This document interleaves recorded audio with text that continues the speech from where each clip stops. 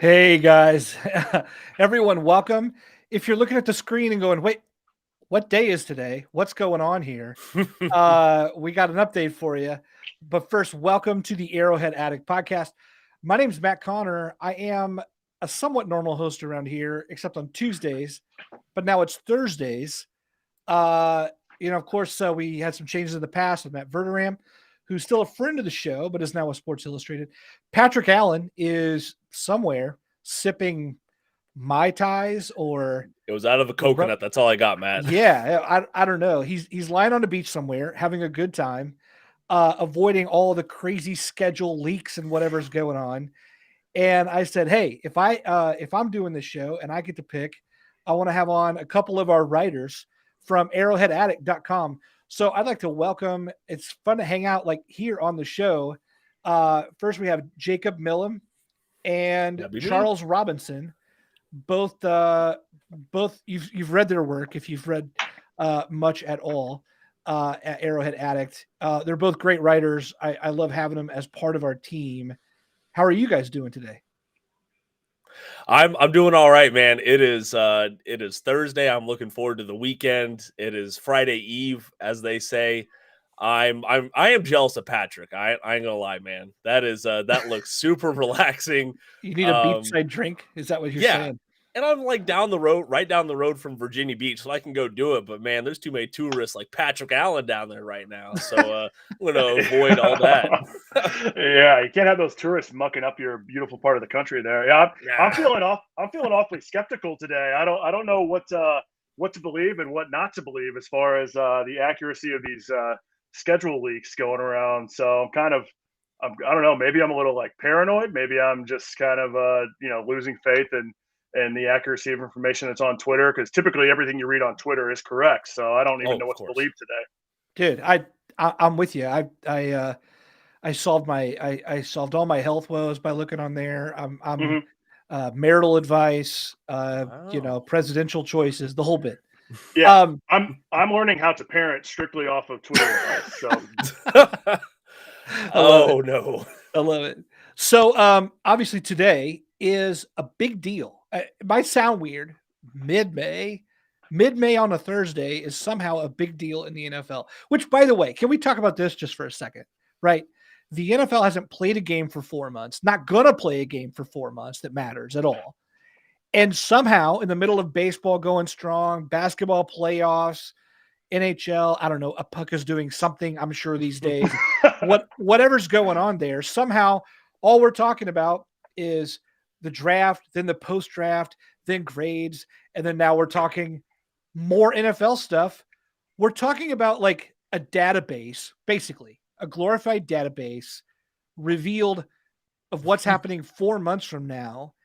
And we've all been glued to Twitter all day wondering, we already knew the who. And we're still just going, well, but when and where and what time? I find this crazy, but also the NFL is king at doing what they do. Yeah, Matt, it's just the NFL has an absolute stranglehold on the fan base, on like all the media. Like I know that's a little hypocritical. We're talking about it, but you go onto your TV guide and it's like 3 different channels having different stuff just about the official schedule reveal. And it's everywhere. Like you said, this doesn't change who they're playing. It's just like what channel and at what time. That's really all it boils down to. And then just think about all the months of talking that we're going to do about this. It's like, oh, well, is this mystery suspension going to affect the week 4 matchup again, just like it did last year, excuse me. Charles, how are you feeling about it, man? The NFL is the most powerful drug in the United States, at least. It's an absolute. I don't know. They've got everyone in a stranglehold, and myself included. I'm sure you guys as well. I've just been. It's almost like your behaviors change is naturally, because if I check my phone to see an email or to see if someone has texted me, I've thrown that out the window today, because I'm just looking at Twitter every single time I pick up my phone to see okay, what else is leaked here, and I'm sure hundreds of thousands of football fans across the country are doing the exact same thing today. So, wait, is this why you've ignored my text? Is that what this is? Yeah, exactly. I was like, I'll get to him at 4 o'clock. It'll be fine. Like we'll talk before the show. Charles, when you said you were throwing that out the window, I thought you meant your phone for a second. Just like all I imagined was you frisbeeing your phone. I've thought about it, but yeah, no, I've maintained possession of my phone today. Congratulations. So Jacob brought this up earlier. I wanted to ask this because the NFL is hosting a party tonight called the Schedule Reveal, like a gender reveal. I don't know if like maybe Adam Schefter's going to like open a cupcake and it's going to have the color of the team. Oh my god! Maybe there's going to be like a glitter bomb that goes off over Scott Hansen, and they'll be like, "It's a home game." Whatever. I don't know what it is, but however they're going to do it, it's 3 hours. And you would think, okay, for all the pomp and pageantry, you want all the viewers to be tuned in, anxious to answer all these questions of what we're saying, the who, what, when, and where. And instead, like I'm looking at Twitter, and we were talking about this a little bit earlier, and it's like some egg on Twitter whose handle is like schedule my homies, then says like, I got all the stuff here. Or, it's like, Veach Lover 284. And then it says, oh, here's when the Bears are playing the Chiefs. And you're like, you don't know anything. Didn't you predict that like Jeremy Maclin was going to return this year or something? Like, you don't know what you're saying. Something about the Chiefs are going to sign T.O. I think he's going to come out of retirement. Right? Oh, yeah. But then some of these same people end up somehow right. And we're going like, okay, is this a broken clock thing? Did you just make it? Or is there like really a burner? Like, is there some guy in Arrowhead going, I'll make a burner and make, I don't know. What, like, and what do you think of all, like, just, it's weird, isn't it? Yeah. I mean, it almost gives you trust issues with, with what to believe and what not to believe. I know last year there was an account like NFL Schedule Leaks that had like the NFL Shield as its profile picture on Twitter. And the guy gained like 10,000 plus followers in 3 days. And then whenever all of his leaks weren't correct, he's like, LOL, you guys are idiots. Like, no wonder you think the election was rigged. Like, yeah, Americans will believe anything. Like, I guess so. I mean, if you start tweeting enough believable stuff, people are going to be like, oh, yeah, he's got to be right. And how many folks out there are paying for that blue little check mark, and they're going to fool thousands of people just with like, yeah, this is the official thing. Yeah, hey, you know what? If you can afford it, power to you. I'm a little too cheap for that, man. It's like at a darn Schefter. Yeah, and the R and the N go together to look like an M, and you're like, he said Mahomes is getting traded. No way, and then the whole whatever. It's craziness. Well, crazy. Matt, you sourced a guy earlier, Ian Rappaport. Just hey, I had Patrick. Yeah, Patrick was. I had to lay out Patrick's schedule for him, and then he said, "Who told you that?" So Ian Rappaport was the best pun I could come up with there. But yeah, I mean, Napsheet always has the breaking news. You better believe it. It was either that or Adam Schefter. But ooh, that's a good one. Yeah, I know. So obviously, we want to talk about the schedule, what we know, and I want to break this down with you guys, get some good insight, talk about that. But before we do, our friends at DraftKings actually have a great opportunity. Look, if you guys are into what we do here, and so many of you out there have been great listeners, great supporters of the podcast, or even like members of Arrowhead Addict, which is also an option. You guys have helped us in so many ways. But one other way you can, and if you want now that the schedule's out or coming out, there's going to be so many more things you can bet on. Just want to say, if you're living in Kansas, we've got an awesome limited time promo for new DraftKings users. Make a deposit, place a $5 wager on any sport at all, and you get $150 instantly added to your account in bonus bets, win or lose. All you have to do is use our code Arrowhead to sign up and redeem them. So again, use the code Arrowhead, place that first bet, $5 on a new account, new bet, get you $150 in bonus bets. But by the way, the fine print, new customers only, 21 and over, physically present in Kansas. Please gamble responsibly. Gambling problem, 1-800-522-4700. Valid one offer per customer, minimum $5 deposit and $5 wager required. Rewards issues as non-withdrawable bonus bets and expires 7 days after being awarded. See full terms at DraftKings.com. thanks to DraftKings and any of you. If you're going to bet responsibly, and you might as well help out some friends while we do it. By the way, are you guys sports bettors? Retired sports gambler here. I used to bet. I did it when it was not legal, and now that it's legal, I refrain. So I don't. You have no interest. Once it's legal, I lose my interest. The thrill of the chase is gone. So yeah. I do that stuff every day. I'm out here in Virginia. I love that it's so easily accessible now. Yeah. Yeah. Are you pretty savvy at it? Pretty good at it? I'm positive. That's about it. There's a lot of bad days, a lot of great days. I ain't gonna be betting any life savings anytime soon, though. I'll tell you that much. Yeah, I always tell myself I have it's like money I can lose kind of thing, but I lose my lunch every time, and I'm like, well, I'd rather not lose it, even though I say I can lose it. I'd rather not. And anyway, I have a real love-hate relationship with the whole thing, but yeah, same. Yeah, for sure. Anyway, well, let's dive in here. Look, let's dive in right from the top, because one of the earliest reports that came out that we could confirm that the Chiefs were behind the whole thing was week 1. And we've all wondered for some time, who's it going to be? Who's going to be the big matchup to start the year? And then came the word that it was the Detroit Lions. And it feels like before you could even get to the second syllable of the first name in that, Detroit, everyone was already asleep going like where I read one take that just said this matchup has zero juice. And I loved that phrase because I thought that's kind of right. It also feels unfair to what Detroit did last year once you take a look. But I wonder for you guys, is this a zero juice matchup? For me, it is. The only juice in it is the fact that what I think it was the last time that Mahomes and Goff matched up. It was one of the best primetime games ever in history, but that was under, Sean McVay's offense. That was like 5 years ago now, at the very least. Like completely different set of circumstances. And I know fellow writer Lucas, he's loving it because he's up there in Detroit. So he is he writes about the Chiefs, but he is ready to see this matchup. Yep, there you go, right there. The roar has been restored. Is that really what do they yell that like all in unison? That's too much. That's a little lengthy, yeah. Yeah. It's like when like my 9-year-old son, when he's like singing and everyone is like in the choir's like going like one line.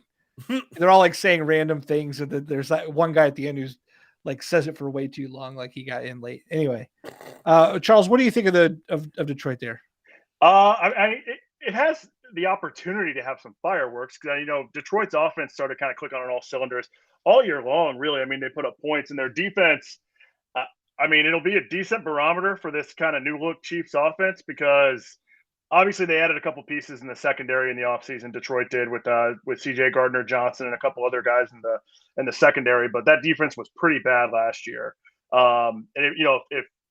If trends kind of hold steady, then you should see a lot of points in that matchup, which everybody likes to see. But who knows? Early in the year, you never really know if offenses are going to be on pace yet, if the defenses are going to be picking up or gelling together yet. So I personally would have loved to have seen, Buffalo, or maybe I knew they wouldn't do the Super Bowl rematch in week 1. They want to save that for a different slot, but I thought it was going to be the Bills. I think that would have been a more sexy matchup to start the season, but I think the Lions could still be a decent game. Hopefully a Chiefs win, but we'll see. There's a lot of time between now and then, so there could be injuries happen. They could sign different players. It's not the sexiest matchup they could have picked, but it's still football. We're still talking about it today in May. So yeah, it is football. And so earlier I said, does it have the juice or not?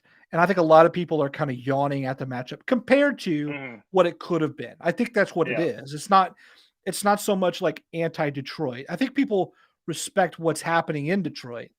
They went from 3 wins in Dan Campbell's first year to a 9-8 record last year, right? So you've got the winning record there. A 6-game improvement is nothing to sneeze at. Then you said they signed Gardner Johnson. They signed Cam Sutton. So the secondary certainly looks a lot better. They just added, 2 players on both sides of the ball in the draft, including like Jahmyr Gibbs and Sam Laporta on offense. I think there are a lot of impressive pieces. Plus, not to mention, Aiden Hutchinson in his second year there's going to be a reckoning there on a level that wasn't there last year. So all that to say, I don't want to disrespect them. They won 8 of their last 10 games. Maybe the hottest NFC team down the stretch, maybe.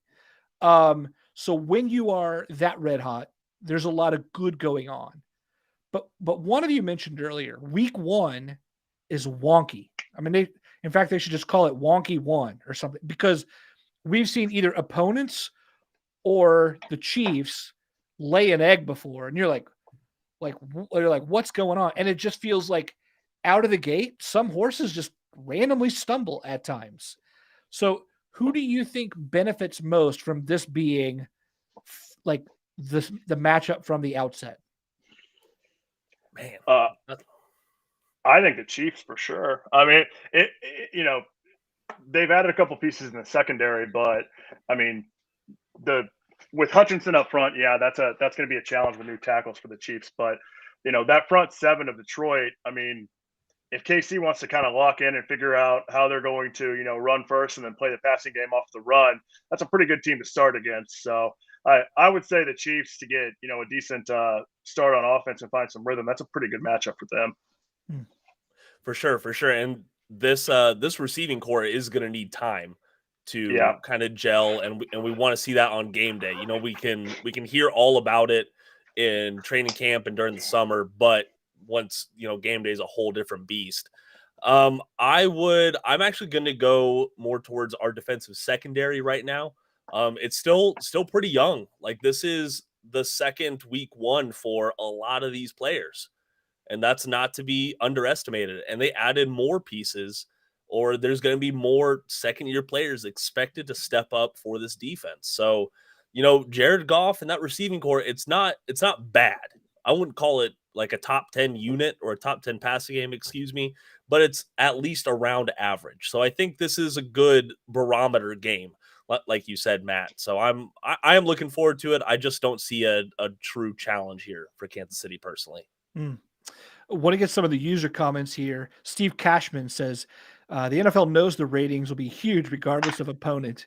They were protecting other days like New Year's Eve, for example. Totally agree.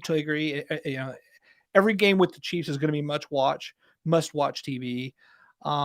Stacey Smith, one of our own contributors there as well at AA, by the way, give you a shout, says the Lions will be the biggest beneficiary. Campbell gets to use this game as a measuring stick for an improving team. That's a great point. Like if you're Campbell, you're thinking long-term. This isn't about, of course they'd like to win this game, but if they come in and play tough at Arrowhead, you're going to say, hey, look, we won 8 of our last 10. We're starting out this year against the defending champs, and we punched them in the mouth. Like that could be a big momentum to get these young guys to believe in this franchise that's probably been a laughing stock since most of them have been born. So, I think that's huge. Sean says Detroit is on the rise, and anyone can beat anyone on any given day. So I never feel comfortable until the game is over. However, I am glad to get a non-prime matchup. KC gets so many, they need a buffer. And then finally, Marmar says a perfect matchup in my eye. Lions are definitely on the rise, and the Chiefs, nice pace for the newcomers. I agree. It'll be interesting. But there are bigger games, bigger matchups. We'll get to these in just a second. Let's move on. One other thing, a solid report came out about week 2, actually, as we're kind of moving through here. And that says that after the Chiefs have a little bit like a mini bye coming off the game there, that they'll also have the chance to go visit the Jacksonville Jaguars in week 2. What do we think of that? What do you think of that coming off the first game? Do you guys have any big thoughts on the Jags in week 2? Man, I love this in week 2 personally, especially after 10 games between the week 1 game and this matchup against the Jacksonville Jaguars. Honestly, it was a good game last time that they met up in the playoffs. I know that was a higher leverage situation, if you will.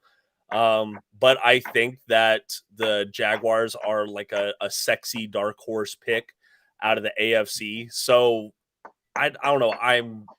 Of course, I'm going to go into the season, expecting an undefeated season from the Chiefs, right? But I don't know. I like the Jaguars this early in the season, at least. What about you, Charles?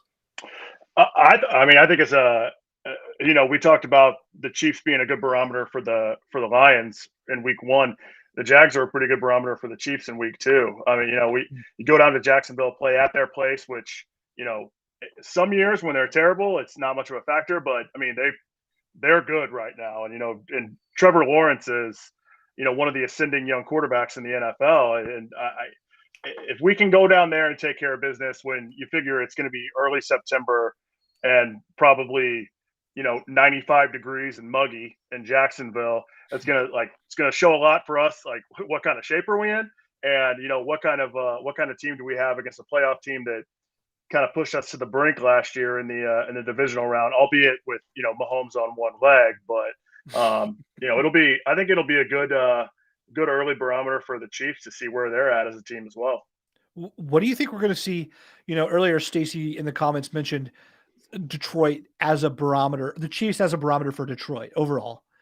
But I'm thinking the same thing, the difference in watching Trevor Lawrence year 1 to year 2, how he performs against the Chiefs in year 3, that's going to be a barometer for him. I think people are going to be watching, like, is he going to enter the conversation of the game's great quarterbacks? That game could do it. If he pulls off I don't even think it has to be game-winning heroics. If he pulls off competitive down to the wire heroics, we may start to hear Trevor's name alongside Josh, Joe, Patrick, Justin. Yeah, for sure. I will, but there's someone else that we're not considering. That's Calvin Ridley. I mean, they traded for him a year ago, and man, Trevor, I know they invested in Christian Kirk. I'm not a Kirk believer personally. I definitely think Ridley is the better player. Yeah. But man, that receiving core is gonna be something that tests this Kansas City defense. Without a doubt, that would have been a great segue to hit after our gambling conversation. But yeah, I mean, adding Calvin Ridley to that offense is going to be, that's a nice little dose of spice there for the Jags. So they're going to be a different team than what we faced in the playoffs last year for sure. Yeah. But we will be too. So, by the way, when they pulled off that trade for Ridley, like, I was secretly hoping that was a KC kind of like. Yeah. I loved that move, and I know it's not without risk. I know he's been away from the game. I know that if there's like mental ill, I know that there are risks and it may not work out like Jacksonville hopes, but the upside play there is huge. Ridley was, it was tremendous when he was on in Atlanta. So yeah, I just thought that was such a savvy move by Jacksonville. Yeah, for sure. And that is going to be the thing. I think Ridley is going to be the thing that propels Lawrence, past that middling tier of quarterbacks into like the top 10 overall in the league. Me personally. Yeah. It'll be interesting to see, by the way, we didn't mention, there was a guy chosen before Aiden Hutchinson. Well, will Trayvon Walker even look the part in his second, that'll be interesting to see too. There's a lot going on. Yeah. And I love that they're going down to Jacksonville. Like, that'll be kind of I don't know. It's the end of summer. Could be a little bit of a destination game for Chiefs fans, maybe. I don't know. I'll bet we travel there, don't you think? I would say so. Don't they have like a place to watch from a pool? Can't you get in a pool? Yeah, they got a pool in the stadium. I don't know that I would get into it just after like seeing some of the people that have been in it in the past, but I'm sure that chlorine is strong in Florida, so it should be fine. I mean, either like I trust the chlorine in one pool or the bubbles in another pool.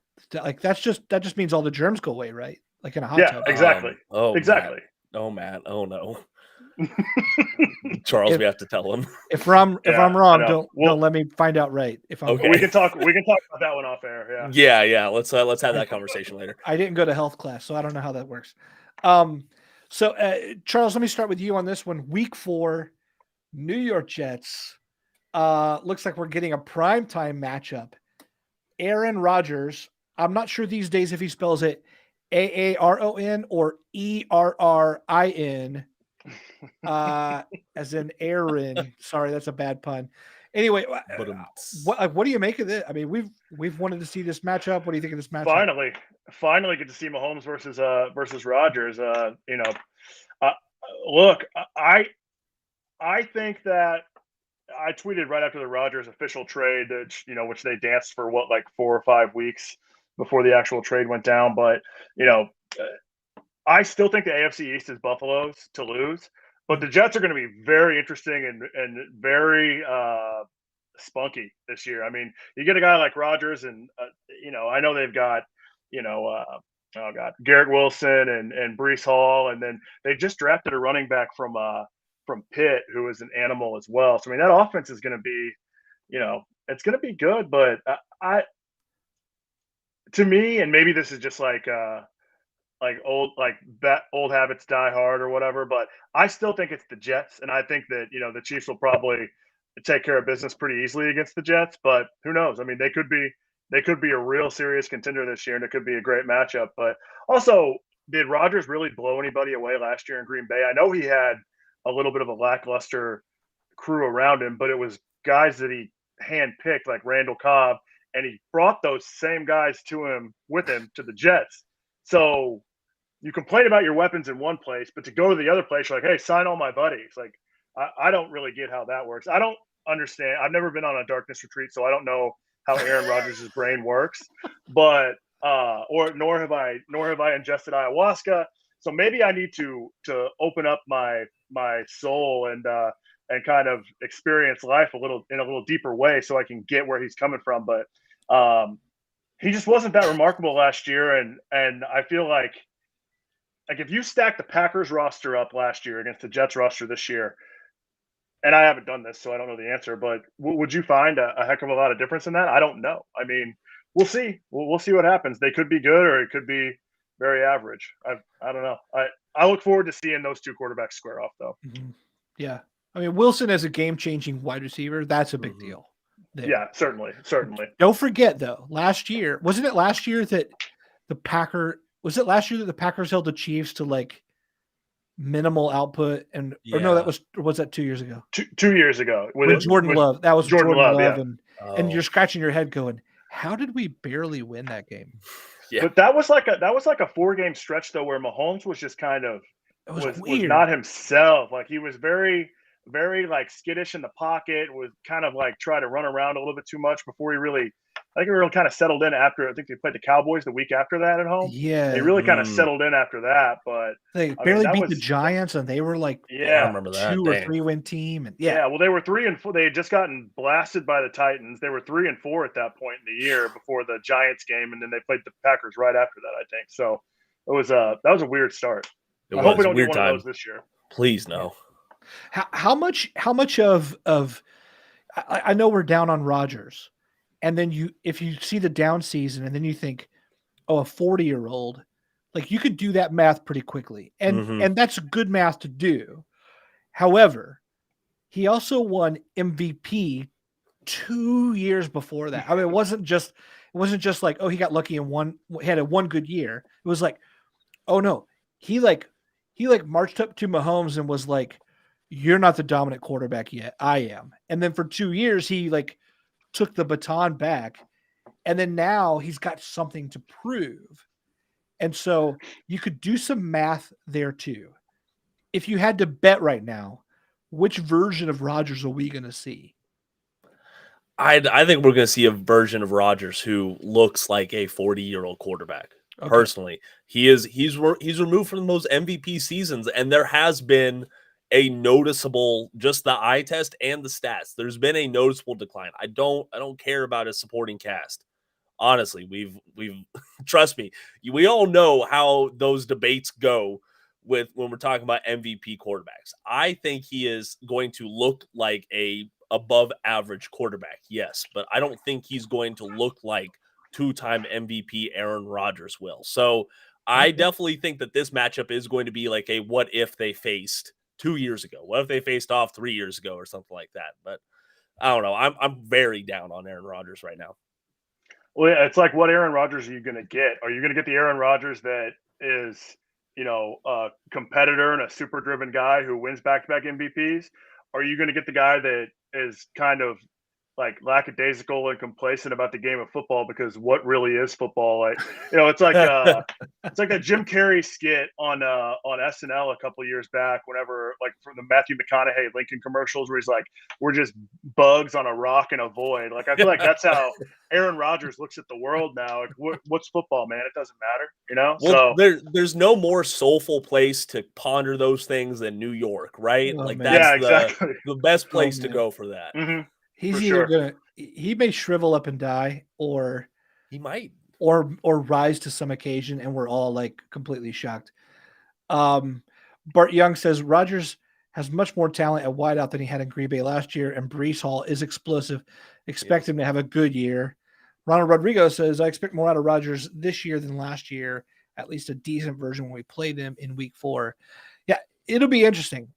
If the Jets are not good and they fade down the stretch, you're going to see probably a different version of Rodgers that becomes dispirited. But at least when the Chiefs play them, it should be a hopeful, competitive Rodgers, if he can summon that up, despite Jacob's great doubts. Immense doubts. Immense doubts. Let's switch gears here. Minnesota Vikings. This one for me, man, I don't know what to make of it. I mean, they won a lot of games last year, barely. Mm-hmm. That point differential does not equal that record. Yet at the same time, they've got talent in key places. We're looking at Week 5 here, according to reports that seem quite trustable, if you will. Sunday afternoon game. Jacob, you want to take do you have thoughts on the Vikings as a contending opponent, or do you think it's going to be like not a big deal? No, I think they'll be a contending opponent, but it'll still end up being it'll be like a 1 or 2 matchup game. Like, this is either going to be Justin Jefferson takes over the game and wins for the Vikings, or it's going to be a thorough trouncing from the Chiefs. If you look at on paper and with the coaching, these position groups side by side, the Chiefs have the edge in so many of them, in my opinion. And I think they have head and shoulders the better coaching staff, not just head coach. So I'm kind of I know they can't do it, but I'm kind of looking past this game. But Charles, what do you think, man? I agree almost completely with you on that. I think if we let Justin Jefferson Jamar chase us, then there's going to be some problems, and they're good enough to stay in it until the end and do something late and sneak a win out. But it's going to be interesting to see how we match up specifically with Justin Jefferson and how Spags kind of schemes him up, because they have one weapon that can kill you and the rest are okay. It is kind of scary that if we had this game in primetime, I would say Chiefs 42, Vikings 7, because primetime Kirk Cousins is a joke and a real thing. But 325, we'll see what kind of Kirk Cousins we get. I don't, as long as the Chiefs are locked in, they should win that game. The only thing that could really, to me right now, that could blow that would be Jefferson going absolutely bananas on the Chiefs defense, which has happened to good teams. So like a we'll Jamar see. Chase, Chase kind of game where Yeah, we just can't do anything about it. Yeah. right. Well, he's playing out of his mind too. I mean, it happens. It just does. I was looking at some rankings of pass rushers, and I was a little surprised that someone from Pro Football Focus was listing this like the best batch of ranking them all. And Minnesota was number 1. Zadarius Smith, Danielle Hunter. They add Marcus Davenport to that mix. They've got some guys on the interior who can also disrupt. I'm looking at that. Whether or not I agree with that exact placement, it occurs to me that this could be a really good test of what do the Chiefs have now in Jawan Taylor and Donovan Smith. How are they going to hold up? because if they have that kind of pass rush, that's going to be what we see on a weekly basis in the postseason, are those kinds of high pressure, got to be able to handle it matchups. That's going to be something to watch in this game, is how well they are able to disrupt what Matt Nagy now and that offense wants to do. Yeah. So, could be something to watch there. But could. Any other thoughts on Vikings, or we feel like that's I good? will. So I'm actually gonna go back to Charles on this. So do you, Charles? Just curious. Do you feel like a 3:25 start is prime time or not? Because me personally, out here on the East Coast, I do prefer that over like the later Sunday night starts. But that's just me. I call them a sweet spot game because I think they're the best games as a fan to watch, because the noon is a little bit wonky because you've got stuff going on Sunday mornings you got to take care of. I mean, now that I have a child, I'm sure it's going to be on steroids compared to what it used to be. The late games I hate waiting around all day for. That 3:25 start is that's perfect. Chef's kiss. I love 3:25 starts. Man, what about you, Matt? I'll say this: I love this iteration of the Chiefs and success, but I miss when the Chiefs sucked and every day was just like a predictable, like I miss the schedule of when they sucked because it was like, hey, it's 17 games of Sunday, either the 1 or 4 o'clock Eastern slots. Yeah. And then you're done. Like we don't have no prime time. I don't have to worry about whatever. I can like come home, eat a big meal, fall asleep watching my favorite team lose because they lost all the time in those days. And then that was it. And then now it's like, okay, wait, are they playing on Thursday, Wednesday? Are they playing after my mom's sewing club? What's going on? I don't know. It's just it's craziness. It's like Charles, when you have a kid and they grow up and then suddenly you're like, I don't know, like what is tonight? Oh, it's karate followed by the music program, followed by soccer practice. That's what the Chiefs are doing to us right now. It's like Monday night, Sunday night, Thursday, we even have a Sunday morning game, you guys. I know. A Sunday morning game. 8:30 in the morning. Yeah. Crazy. Yeah. Before we get to that, just want to say shout out. If you guys are out there listening, any of you, if you're watching on YouTube right now, give us a thumbs up. Hit the subscribe button. Those things make a great difference. Leave us a comment. We'd love to hear from you. If you're listening on your favorite podcast app, whatever it is, give us a shout and a review there. As always, those things, they go a long way in the metrics. I'd explain it to you, but I can't because I don't know what those algorithms are. But I have a friend named Alan Go Rhythm, and his name is Al Go Rhythm, and he told me that these things matter. So listen to my friend Alan. And that was the worst pun ever. I'm sorry. Anyway, back to the schedule. Week 9. Here we go. We are Miami Dolphins, early November, in Frankfurt, Germany. Frankfurt, Germany. What do we like? What do you think of this whole matchup at midseason?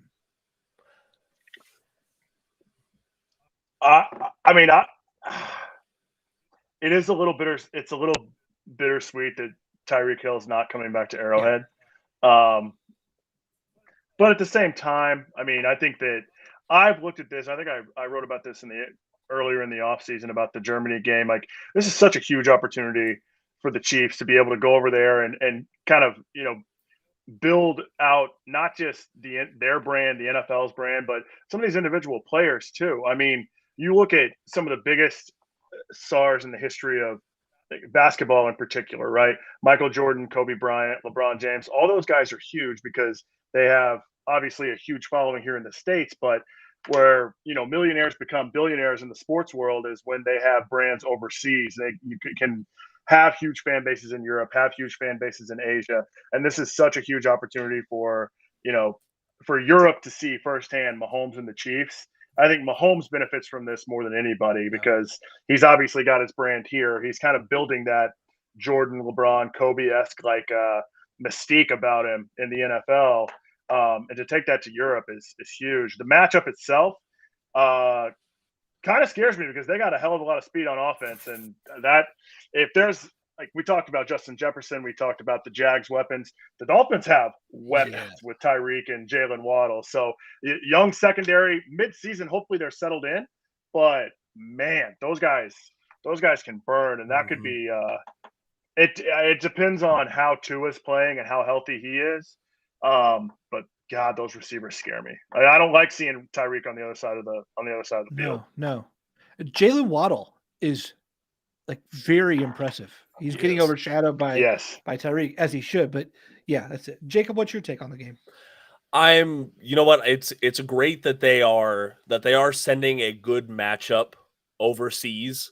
I saw that, and my second reaction was, does this feel a little political by the NFL? Because you don't want to take Tyreek Hill, who has his own great following and is, one of the bigger wide receiver personalities in recent history now. They don't want the optics of him getting absolutely booed out of the stadium in Kansas City after, how he has handled this departure from Kansas City. So, you know what? You send him over in front of a neutral crowd. You send him over to Frankfurt, get all the good PR of them going around Germany and doing all the things they can do. But I'm with Charles. The wide receivers do really scare me. I will be watching how the defense does in the first half of the season, the Miami defense, that is, because I don't see a whole lot of teeth on that unit right now. And, at the end of the day, the Kansas City Chiefs defense might keep them in games, but the offense wins the games for the Chiefs. Yeah. So if they could take advantage of a fumbling defense, then I think this is going to be a good performance overseas from the Chiefs. I think it's an opportunity lost, a big opportunity lost. I'm not sure that Tyreek gets booed out of Arrowhead. Do you think he get really? I mean, I know that there are some fans who are like, I hate him, I'm done. Yeah, but I would hope that a good amount, maybe even the majority of fans, could go, hey, that guy like almost set every franchise record, like in a minimal amount of time. Like that's true. That's true. But and there is an optic to, like, the most vocal fans don't necessarily mean the most fans. Sure. But what I'm hearing, what I'm reading is this group of fans that are like, hey, now he doesn't even belong in the Ring of Honor because, he wasn't here long enough, or just all these arguments against his overall legacy. I think that, and especially if he goes out in 2023 and doesn't light it up like he did last year, if he stumbles at all and is not like a top 3 wide receiver, I think Chiefs fans would jump on that. I'm not calling everyone classless or nothing, but I do think that there is some vim and vigor against Tyreek Hill right now. Yeah, I think so. And sadly, I think the reaction to Tyreek coming back to Arrowhead would depend on what time the game was at Arrowhead. Because if you give everyone in the stadium from, they say the parking lots are supposed to open like 4 hours before kickoff, but they always open early. If it's a primetime game and there's people in the parking lot boozing from 10 a.m. until a 7:20 kickoff, it could get ugly for Tyreek Hill in that scenario. Sure, I could see that. Look, I think we'd all agree that Tyreek could use a PR person telling him, like, yo, yeah, there are some beautiful. Well, look, I'll say this. Just the other day, 2 days ago, Sterling and I had Tim Grunhard on the podcast. And, Tim played his whole life in Kansas City, now calls it home, been here 30 years, played 11 years for the franchise in a row, and now is living off of the credibility, the chips he earned by like just being a constant presence and a positive force in and for the community. And when a player leaves, there's still that chance to like enjoy that relationship with the fans, long-term credibility, whatever, except when you're like pulling a Tony G and then just saying all the wrong things. And you're just thinking, man, I don't think you realize what doors you shut, what future doors you shut by just not saying the diplomatic thing. You don't even like, you could like decline a comment or you could not post that tweet and it would actually save you business opportunities down the road, fan interaction down the road, all those things that maybe could even help a player figure out what to do after the game's over. And here's Tyreek kind of sort of mucking all that up. Hate to say it because he's a singular talent. I think he's a Hall of Famer for sure. But sad to see in that way. For sure. And you know what? That's something that we might reflect on in 10 or 20 years down the line after he's off the field, because right now we're just judging him on the field. And you know what? Maybe he just wants to stay in the light, and it's hard in the off season, man, right, Charles? Yeah. I mean, yeah. Well, I think I was kind of thinking to myself as we were talking through this, like, typically time heals all wounds. So hopefully 10 to 20 years down the road, we still look back fondly and remember, the 13 seconds against Buffalo, things like that. The punt return against the Raiders on Thursday night in his rookie year, like, the good times. Hopefully you don't remember him, being an idiot after he was traded. But we'll see. Yeah. Well, it just depends on how much more he says. That's true. Really, well, like how much more do you pile on? I mean, we'll find out that week. It'll be, if it'll be interesting because we will hear about it. Like my prediction for that game is not about scores. It's about the fact that I'm going to like silence the word Tyreek in my Twitter mentions for that week. It's going to be what it is. Everyone's going to be talking about that matchup. Yeah. Well, they've got Tyreek and Jalen Ramsey now. So, I mean, that's like two of the most outspoken trash talkers in the league. So yeah, emphasis. They'll probably give us some bulletin board material, I would say. Yeah, maybe they will cancel each other out. Maybe it'll end up being 0. It's like a 0 times. Interesting theory. I don't know. I don't know how math works. What do I know? Matt, can you draw this on the wall behind you, please? I have to see this math. That's why this whole wall is blank right here. So I can Thank you. I appreciate that. So let's move forward. Primetime matchup, Super Bowl rematch, Week 11, Philadelphia Eagles, Monday Night Football. If you have the Chiefs going perfect record, then I already know what you think. But what do you think of Jalen Hurts? And I mean, this Eagles team only added, draft pieces they already had young pieces that were getting better. What do you think of this matchup? I think it'll be a great matchup. I think it's going to be one of those games that will, as the season progresses, some football fans will fall out if their team is struggling in the first half of the season. I think this is going to be a marquee matchup that brings a lot of those fans back to the sport in general. I think it'll be a very fun game. I am very worried about this game. I ain't gonna lie. It's in Arrowhead, which I think will be very, very fun. And there's going to be a lot leading up to it. Honestly, you got Donna Kelsey once again. You're going to have the narrative of like, is this Jason Kelsey's last go? There's a lot of storylines even right now, and that's before the first snap of the season has even been taken. What do you think, Charles? I think the storylines are going to be plentiful for sure, but roster wise, talent wise, the Eagles look like they're going to be a world-beating team again, but not to be a hater, because they were a great team last year. They stormed through the NFC playoffs and could have easily won the Super Bowl against us. But, let's see how the Chiefs have seen this year after year after year for the last 5, 6, 7 seasons. A first-place schedule is a hard thing to maneuver in the NFL.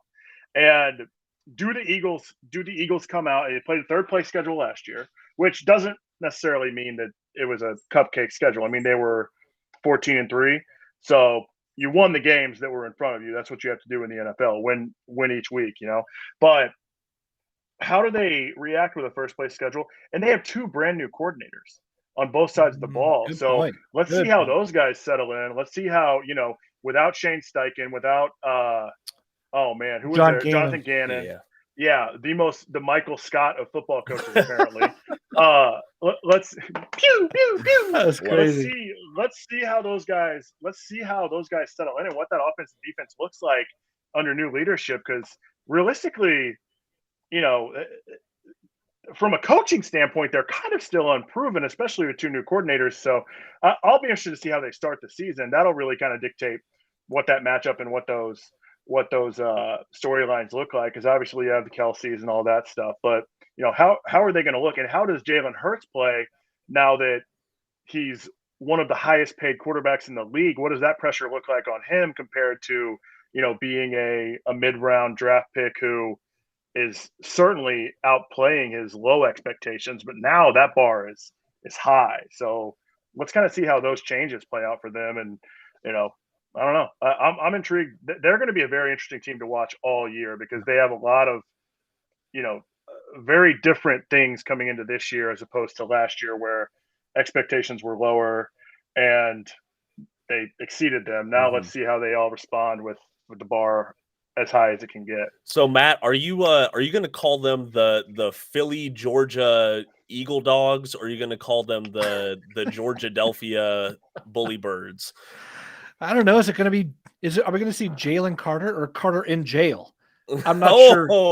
I'm not sure. What are we going to see there? That's pretty good, by the way. Kudos. Well, we're going to do a hybrid of the Bulldogs and Eagles. Would that be a Beagle? I like it. I like it. You like it. Not a very threatening mascot. No. Beagles are cute, though. Loud. Distractibly cute. They are cute. Distractibly cute. That's true. That goes for most of us, I think, here, too. Distractibly cute. Thanks, absolutely. man. I'll leave that up to Richard to put that tag on one of us. Anyway, I'll say this about that matchup. The trenches, the Eagles look absolutely stacked in the trenches. It's going to be a lot of fun to see some of the battles there again, like with the Chiefs' new tackles. If you're talking about the second half of the season, I'm going to assume that Felix Anudike Uzoma is going to be like getting some good reps there. The Chiefs could be as deep or just about as the Eagles there, and that's going to be a lot of fun. But what's going to make a difference for me, and this is true of Eagles and other mobile quarterback matchups. We have Drew Tranquil now to go with Willie Gay, to go with Nick Bolton. This unit in the second level is so much more stacked than any time ever since Spags took over. And so some of these quarterbacks that have given us real issues by picking on the linebacker who can't cover or the linebacker who can't spy, we've now got multiple guys who can do multiple things. And that's going to shift that back on the quarterback to not know kind of where to go with the ball or what to do. I think that could make a huge difference in a matchup like this. I agree. And to double down on what you were talking about, Matt, we're going to see all this speed in the front line of the Chiefs defense. One of Keandre Coburn's best highlights from college was him chasing down college quarterbacks. Like, he has the speed. I know BJ Thompson might not be contributing by then, but boom, speed. Turk Wharton's going to be back. Mike Dana, can he capitalize on a pretty strong 2022 season? Both of those guys have the raw speed. So I think, if they contain Jalen Hurts, this is a completely different matchup, in my opinion. Yeah. Yeah, I love it. Yeah, lucky for Chiefs fans, Anthony Hitchens and Ben Neiman are not walking through that door, so it's a lot different feel. Thank goodness. I saw someone even said, like, hey, they should BJ Thompson has Hitchens' number now. And it was like, oh, they should, like, someone's like, hey, have him get rid of that number. And I didn't get it. I was like, what's wrong with 53? And then someone else said, oh, because Hitchens had that number. And I was like, oh, man, we hate on old quarterbacks so much that we don't even want, like, a number associate, like, just the association is out the window, I guess. Yep. Don't do Sometimes numbers should be retired in disgrace as well. Like that, just have the equipment manager toss that thing. That man's just trying to make a living. Oh, man. Given like the 80s and then like Todd Haley years and all that, we're going to need like triple digits Yeah, true. uniform number. Do we even have 53 numbers to field a Yeah, roster probably not. at that point? Probably Like, not. yeah, Probably not. I need to rethink that. Yeah. What number was Sabby Piscatelli? What number was that? I don't know. No, I couldn't remember. I couldn't tell you. Right. If you could, that would be I amazing. can't remember either. By the way. I can't remember either. All right. Look, let's get week 13 at Green Bay on Sunday Night Football. Little shocked that Green Bay is getting some real prime time here post Rodgers trade. I'm assuming Jordan Love's mom is going to have slightly better seats, hopefully, for that game than she had back in Arrowhead.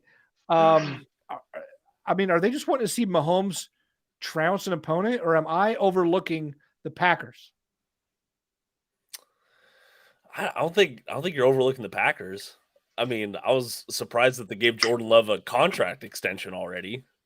I was like, what the heck are you guys doing? But I don't know, Charles. I have like no opinion about the Green Bay Packers right now. I don't either. This is a perfect candidate to get flexed out of that spot, though. I mean, the only allure I see in this matchup right now, and I'm not going to pretend to know a lot about the Packers, but the only allure I see in this is that it's a late season December game at Lambeau, and they can is this about the stadium more than the team? I don't know. I mean, maybe that gets flexed out. Who knows? Yeah. I'm not worried about that matchup. Well, I mean, that's really all we need to say about that then. Week 16, I got opinions here. I want to hear what you guys have to say. Las Vegas Raiders coming to Arrowhead on Christmas Day on a Monday at noon. So Santa, put aside your cookies and milk, stop delivering some presents. Well, I guess by then it's too late anyway, but whatever. What do we think of a Monday Christmas noon game at Arrowhead, and then it's the Raiders? Does that add or take away anything? All I'm imagining is some of these diehard season ticket holders like, all right, kids, well, we're having Christmas morning at 3 a.m. because I got to get to the tailgate. You got to think the parking lot's going to open up at 8 a.m. for that game. There's going to be Christmas trees in the parking lot and presents under them for that game. I would love that. That's what's going to happen. Yeah, that's what will happen.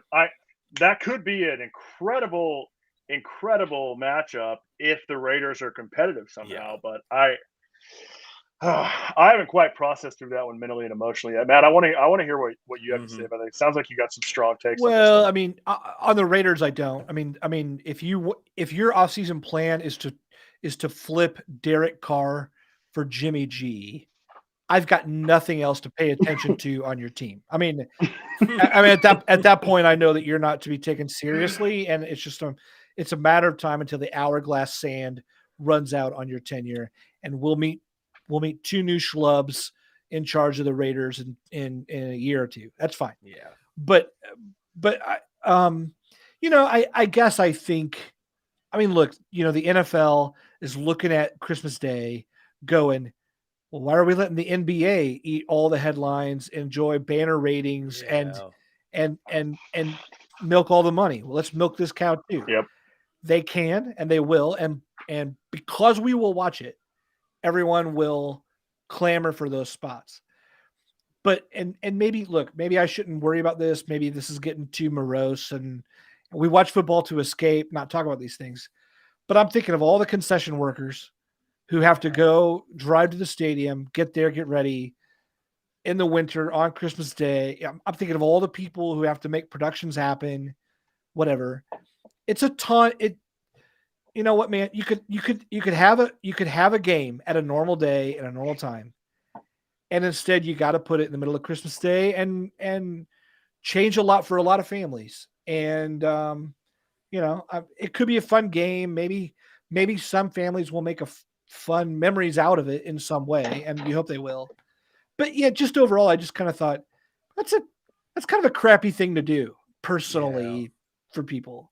And I don't know if I'm alone in that, but that was my thought. No, I agree. I think that's sometimes talking about football and thinking about football, you lose track of empathy, and I think that's a very real human point to make. And I mean, that's unfortunately a byproduct of how the NFL operates now. Like, started the show off talking about how we're just entrenched in all of this on a Thursday in May. Mhm. And then, on Christmas Day, we're going to be the exact same way when we should be focused on family and all this other wonderful stuff that you should focus around the holidays. So we're going to, I'm going to be cussing at my TV because we let Jimmy G throw for like 200 yards. Like, this guy's a trash rat. Why are we letting him do anything right now? Yeah. And I'm not going to have the Christmas spirit if we Yeah. play bad. If we kill him, then I'll be Maybe fine. that's why you ask for TV in advance, knowing the current one you have will then be extra, so you could like punish it if you need to punish it. Exactly. Yeah, just have a spare. Yeah, I get it. KCDC comments. He says double time for those guys, right? What better place to be making 2 times? I hope so. I hope Clark. I hope Clark Hunt or Mark Donovan or someone in charge says, "Look, I don't know what protocols are. I don't know what the people are typically going to give you, but look, let me just say, I'll figure out a way to take care of every ticket taker, concessions worker, usher, parking attendant, whatever on that day to make sure it's worth being at Arrowhead on Christmas." That I hope someone does that for their I sake. agree. I very much agree, and it'll be a great PR moment for the Chiefs. I imagine, them going and taking care of those workers, but then also making it a memorable Christmas experience outside of a football experience for the fans that are in attendance.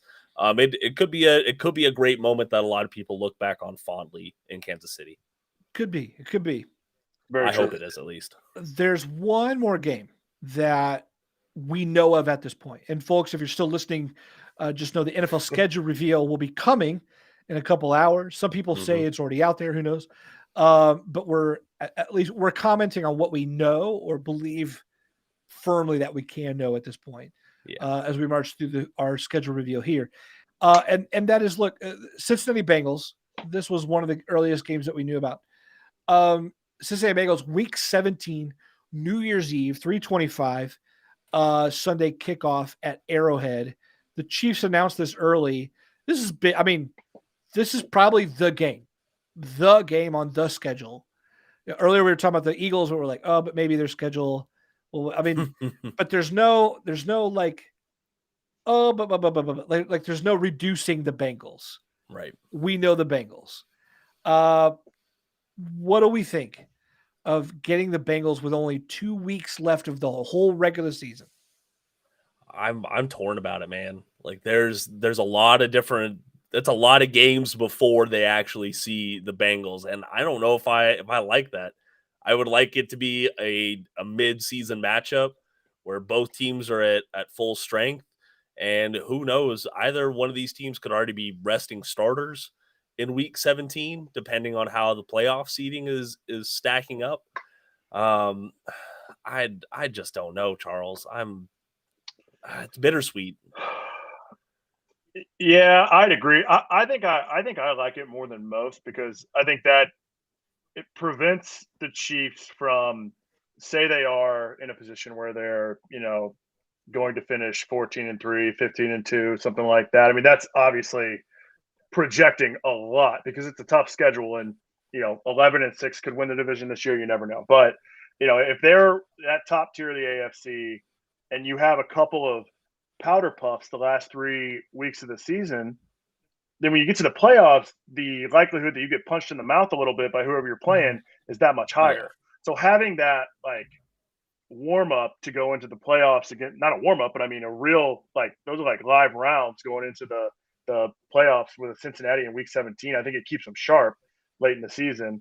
But yeah, man, it sucks because I mean you're going to play Cincinnati more than likely in Week 17, and then probably within the next 3 weeks play them again. And it's like, man, that fresh of a look. I mean, we saw it a couple of years ago when we played them in Week 17 in Cincy, and then in the AFC Championship. I don't love it, but I do think it's a good opportunity, just playing devil's advocate, to keep the team sharp late in the season, going into the playoffs, and hopefully, have them on their A game to make another run at what I think we all hope to be another Super Bowl championship. So that would have been the best opening day matchup. I think we can all agree there. Yeah. That would have been the opening day game. Yeah. Yeah, there was no way they were going to do that though. They weren't going to put that on the opening night because everyone in the country is going to watch opening night either way. Right. So I am surprised that we're not playing the Bengals in like week 5, week 8, like a mid-season must-watch lightning rod, kind of thing.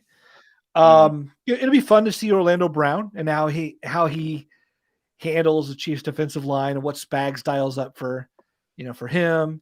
Like there are some plot lines here that I like.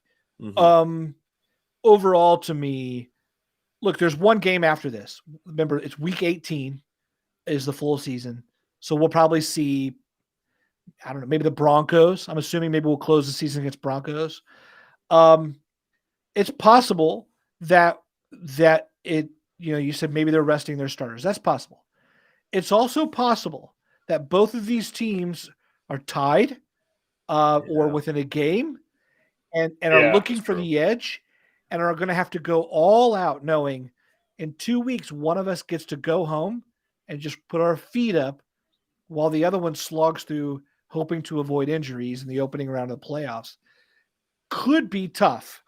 So yeah, it'll be interesting to see that one there. Also, Ronald Rodrigo mentioned something I was thinking too. AFC North is tougher for them. Dude, Lamar back with more weapons. The Steelers are going to be tougher. Pickett's second year. I like some of the things they've done personnel-wise.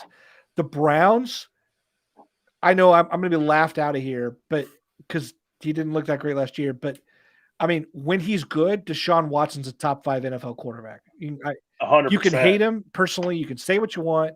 I would agree with all that. But when he's good, and I know he's been away, but we all know it comes down to quarterback play, and Deshaun Watson is a tremendous quarterback when he's good.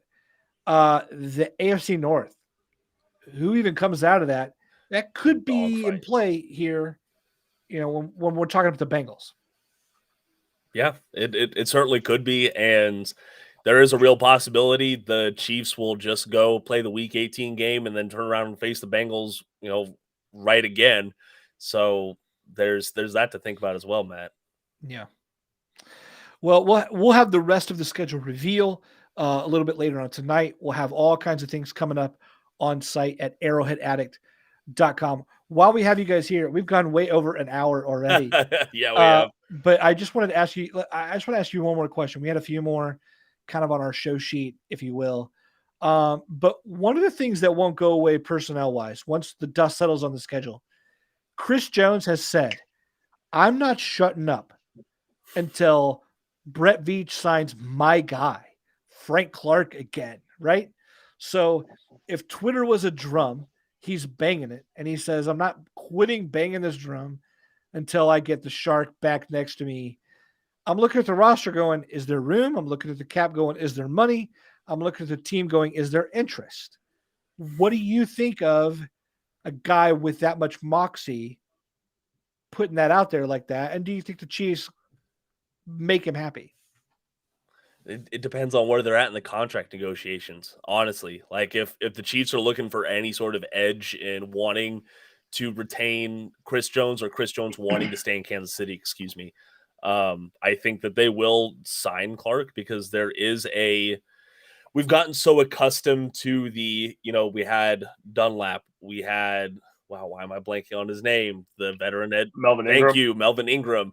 We had Okafor before him. Like there's always kind of been this veteran edge rusher presence. And I think if it was anything else, we would be calling that a Spags preference, like in his scheme. I don't know if it is, but it could be. So I think that there is a spot for Frank Clark.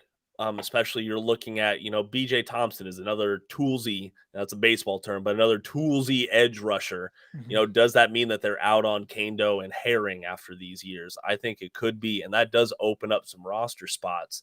And if BJ Thompson doesn't perform well, then they're going right back to, hey, we need another edge rusher to round out this rotation. Yeah. Charles, what do you think? Yeah, I mean, I think it's an annual tradition now of what veteran edge guy are we going to bring back, and who better than Frank Clark? Yeah. I mean, there's probably guys that have better ability, but as far as that locker room goes, Yeah. and the team and the people inside of that, with the unity that goes into being a sports team in any sport, the camaraderie and the bond those guys have. Frank Clark has been a huge part of that for the last 5 years or 4 years or however long he's back, 4 or 5 years. But I mean, he's one of those driving forces on the defensive side of the ball, just keeping that team together. And obviously, based on moves in the past, that hasn't always been something that the team necessarily prioritizes, because, you know, like when they let Justin Houston and Eric Berry walk, I think a lot of fans were like, what the hell? But, you know, it's all about organizational health for the front office. And if you can get Frank Clark back at an affordable deal, and if Chris Jones wants him that bad, I think someone said in the comments, Jones cough up $5 million on his deal, done. If Chris Jones wants to have some concessions in his pay for this year and open up some space for Frank Clark to come back in, bring him back, but it's got to make sense financially. Yeah. I'll say this. I'm a big advocate of bringing Frank back. I'm done with Kane Doe. I'm done with Herring. We tried it. We did it. Whatever. You got to keep Thompson on the roster. He's a 5th-round pick. You added Anyudike Uzoma in the 1st round. The Chiefs made 2 draft picks. You got to keep him, of course. Whatever. You have Mike Dana, who's I think is way underrated. You have Charles O'Menihue, and then you have George Karlaftis, who's we're all anxious to see what he's going to do in his 2nd year. If you add Frank Clark to that mix, O'Menihue, Dana, Anyudike, FAU, and then Karlaftis. If you add Frank Clark as a 5th rusher there, I think that's a top 5 to 10 pass rushing rotation in the NFL. Would you buy or sell that? I would buy that. That's a top 5 just defensive end rotation. Like that's not even taking without Chris. Yeah, without Chris. Yeah. Well, Frank Clark's your 5th guy, and he was a starter last year. So I mean that makes you pretty formidable in my head. Love it. Well, hopefully it happens. We got Chris Jones beating the drum. I'll beat the drum. Although Clark did tell me he doesn't care if I beat a drum. Clark Hunt told me that one time. So he's like, feel free to beat a drum. I don't care. So whatever. Anyway, I'm just kidding. Gracie, by the way, though, told me keep beating the drum. I do care. So I don't know. We'll see. Well, that's all that matters. That's really all that matters. Yeah. She really pulls all the strings. I think she does. That'll be the best ESPN 30 for 30 ever. The real mind behind the Kansas City Chiefs. I love it. Hey, let me get one numerical prediction from you before we go. I know we don't know the full schedule yet, or at least it's not official, but we know the opponents. Either of you care to float a initial 1-loss record from this regular season? You can take this first, Charles. You got this. I hate doing this, man. Because I'm so superstitious. I feel like if I go like 14-3, I'm going to jinx them. I think it's maybe a touch of a step back this year, but I still think I think at 13-4 feels right to me. 13-4. That's good. Well, I guess I'm going to be the pessimistic one and say 12-5. It's so funny that's pessimistic, right? I know, right? I know. About 12-5 team. 12-5 was on the tip of my tongue, but then I kind of veered back towards being more bright and cheery. So I don't know. There's just I hate to say it, and I'm going to get a lot of flack for this, but I do find it hard to write off the Broncos completely with Sean Payton. Whoa. I know. Matt, don't dwell on this. Okay. This doesn't change anything between us. I'm backing off. Matt, what's your prediction though? I would go 14-3, maybe even 15-2. I'll stay at 14-3. I think we lose to Buffalo. I think there's a desperation there. They're going to lose some game. Like I don't know that we're going 17-0, and so I think there's a desperation. Buffalo is either like in or done to me. I mean, they're like you got this window, and Von Miller's back. I could see us losing a close one to Buffalo. I think we lose. I think we go 1-1 with the Chargers, because both of those games were 3-point games last year. And Yeah, the Chargers had crazy injuries. I just think they always play us tough. I could see that split. And then I think just by math, you have to lose one more, whether that's whoever. It doesn't matter. I'm saying there's a third floating loss in there somewhere. And I don't know. Yeah, Maybe it's to the Bears. There's going to be that. That's exactly what I was going to say. There's going to be that Colts type loss. Yes. Yeah. We're just like, what the hell just happened? Yeah. Bears are perfect candidate for that. Yeah. Justin Fields, maybe he'll, I don't know. Yeah. Maybe. I don't Justin know. Fields has a career. Justin Fields has a career game against the defending Super Bowl champs. Right. I mean, What a story. That adds up. Yeah. It does. So I could see it, but who knows? Yeah, we're all, well, we've got a good range here. I trust it. Yeah, it feels good. Everyone will say any given Sunday until you do a record prediction. I'll say that. It's true. Yeah. Well, let me say this on behalf of all of us here at Arrowhead Addict. One of our guests, Jacob Milham, follow Jacob at Arrowhead Addict, by the way, but also on Twitter at Jacob Milham KC. And our buddy Charles Robinson, also contributor, follow him at Arrowhead Addict. He just had a new baby, so he's writing a little bit less these days. And how much sleep are you getting, by the way? More than I expected. Yeah. But we'll see. We'll see how long that lasts. Yeah, he's been pretty good. But I know it's not going to last forever. So, we're getting a solid, I don't know, 4 or 5 hours a night. So, I mean, it's not sometimes 6. So it's not that bad. Yeah, 6 hours of sleep, man. Yeah. Your baby's. Yeah, he's very chill. He's unlike me. He's very much like his mother. He's very chill. So Love it. He's our friend Charles Robinson. Make sure you're following Charles on Twitter at CRob5769. And for all of us here, for our producer Richard, we just thank you guys so much for listening. You've been listening to Arrowhead Addict Podcast. And anyone have any great sign-off lines? Go Chiefs. Go Chiefs. Go Chiefs. We'll see you like guys. it.